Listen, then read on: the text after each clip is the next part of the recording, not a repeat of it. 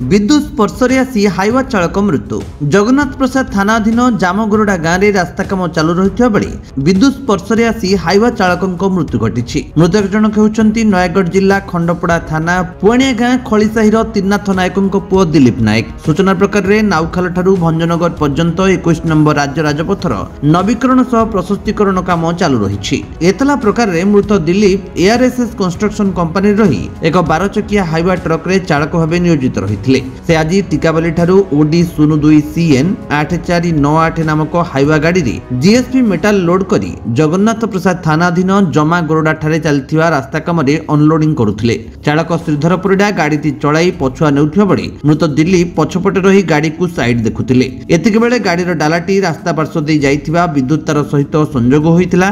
से जानि न पारी गाड़ी डाला उपरे हाथ रखि देथिले। सेठे तांको विद्युत आघात लागिथिला। संगे संगे साथी सहयोगी निकटस्थ गोष्ठी स्वास्थ्य केन्द्र भर्ती करथिले। संध्या 5:42 रे डाक्टर तांको मृत घोषणा करथिले। जगन्नाथ प्रसाद पुलिस घटनास्थल रे पहुंची शव को जबत करबा सह हाइवा को जबत करिछि। भंजनगरु गोविंद चंद्र गौड़ଙ୍କ रिपोर्ट, विश्व विजय न्यूज ओडिशा।